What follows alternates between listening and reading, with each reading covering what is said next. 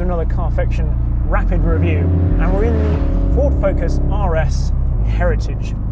This is a sort of final edition, the last 50 that are going to be produced of the Focus RS, and I'm wondering, is this a sort of director's cut?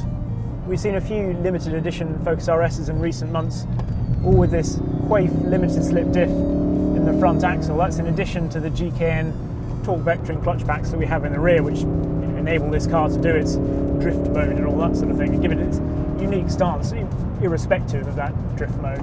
This car, however, also gets the FPM 375 kit, which I'm sure you know is the mount-tuned kit, taking the power up by 25 brake horsepower, torque up by 29 pounds-foot. They've also thrown all the kit at the interior. We've got some bits of carbon fibre in here, and it means that this car now costs slightly eye-watering £40,000.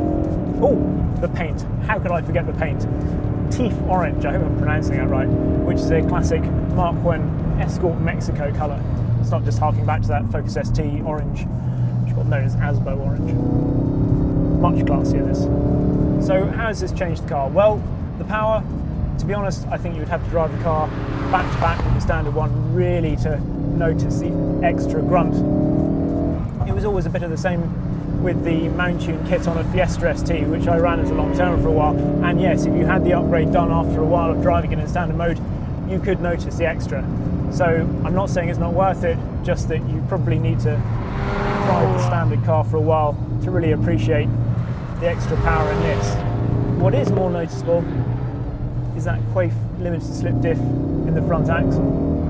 What it's actually done is tame the car a bit, so this is actually now a slightly smoother car to drive. It's still got a bit of that hooligan side to it, and of course you can still put it into drift mode if you want, but what it does is it just makes the front end more stable. You can get the power down slightly more smoothly on the exit, perhaps takes away some of the raggedy nature of the car, but certainly on track that is a good thing. It just makes it easier to meter out the power and actually probably get on the power more, use that torque vectoring rear clutch pack to best effect. So it's an improvement. A bit like the power, not quite as big as I was perhaps expecting, but it is an improvement. And I suppose if you want the Ultimate Edition, then this is it. This is the one that will probably be the most collectible in years to come, when we're celebrating 50 years of the Focus like we're celebrating 50 years of the Escort. The other reason for doing this colour, if I didn't mention it. It still sounds great, doesn't it? 2.3 litre engine. I just love the Focus RS.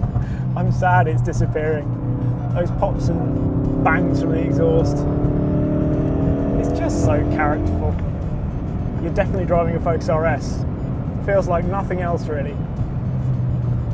It's a car you really do have to grab by the scruff of the neck. And I think that diff just helps you do that a little bit more.